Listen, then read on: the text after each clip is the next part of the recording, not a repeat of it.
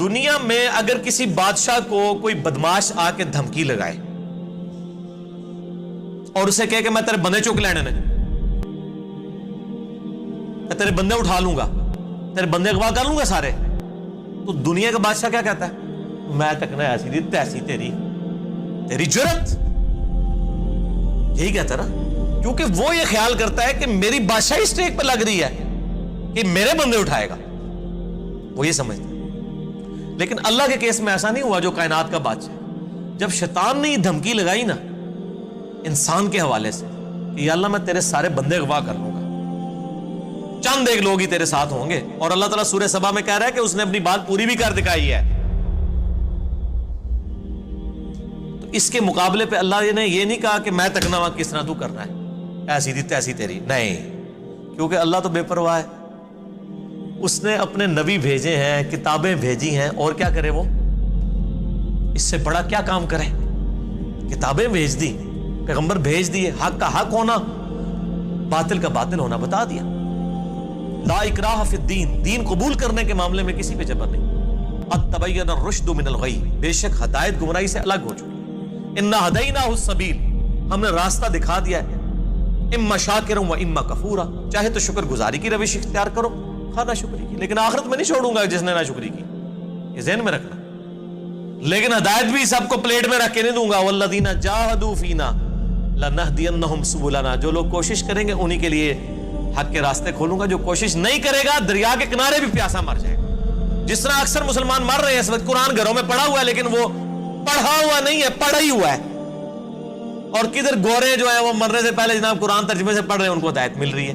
یہ آپ کے سامنے ہے میرے بھائیوں، اللہ کا تو کوئی رشتہ دار نہیں ہے، جو کوشش کرے گا اس کو ہدایت ملے گی۔ عزیز سمجھنا، ساڑھی کو رشتہ داری ہے اللہ نال، یہودیوں کا بھی یہی عقیدہ تھا نا، اسی لیے سورہ بقرہ کے جو 9 رکوع ہیں وہ پورا یہودیوں کے اوپر مقدمہ ہے، اور 7 یونیورسل ٹروتھ آئے ہیں کہ تم سے بھی پہلے ایک لاڈلی امت تھی، 3 کتابیں اس میں آئی، سینکڑوں پیغمبر آئے، اس کے باوجود جب انہوں نے روگردانی کی اٹھا کے اللہ نے پرے مارا۔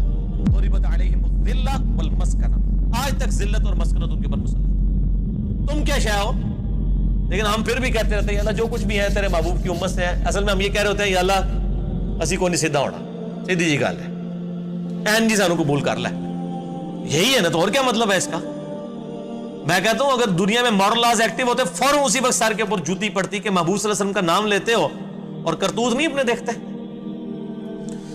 تو دنیا کے بادشاہ تو کہتے ہیں میں تکنا کے ساتھ تو چکنا ہے میرے بندے، تیری ایسی دی تیسی، لیکن اللہ تعالیٰ کیا فرما رہا ہے؟ قال فالحق، اللہ فرماتا ہے یہ ہے سچائی، والحق اقول، اور میں کہتا ہی سچی بات ہوں، یاد رکھیں لأملأن جہنم منک وممن تبعک منہم اجمعین، جو کوئی بھی پھر شیطان تیری پیروی کرے گا نا میرے بندوں میں سے، تو میں نے کسی بندے کی گارنٹی نہیں لی ہوئی، میں اس کو اور سے تجھے اور تیرے سارے فالورز کو دوزخ میں ڈال دوں گا، دوزخ کو بھر دوں گا تجھ سے اور تیرے فالور سے۔ یعنی میں اپنے کسی بندے کی کوئی گارنٹی نہیں لیتا، میرا کام ہے صرف حق بات پہنچانا، پیغمبروں کو بھی یہی کہا گیا وما علینا الا البلاغ المبین۔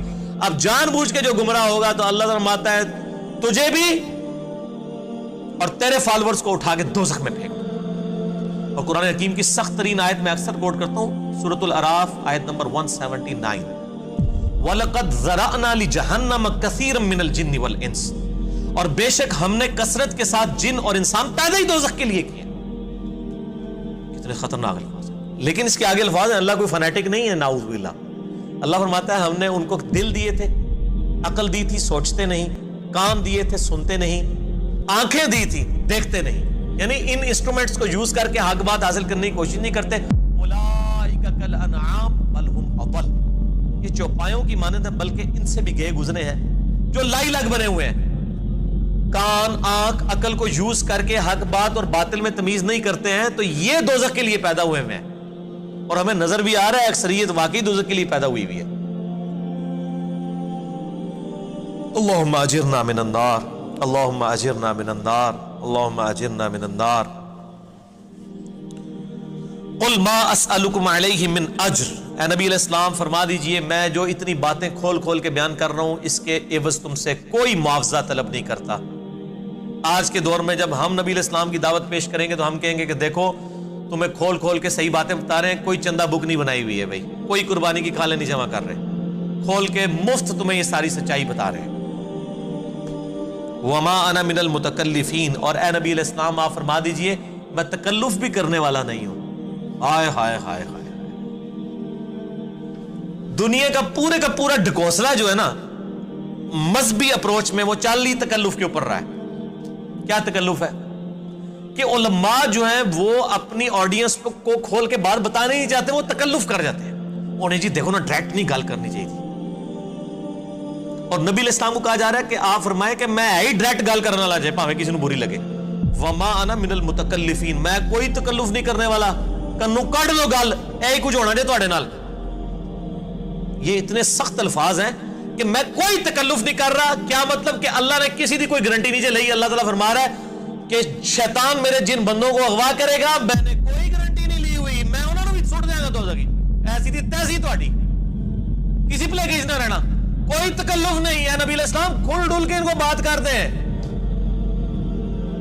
اب جو قرآن پڑھے گا تو اس کو یہ میٹھی میٹھی تقریریں جو لوگوں کی جعلی ہیں, اوروں کی کہانیاں, بزرگوں کی کہانیاں, جانوروں کی کہانیاں, ٹھیک ہے جی, تو ایک کہانیاں انہوں نے پھر انہوں پتہ لگے قرآن پڑھو اللہ دے بندے کو پتہ لگے.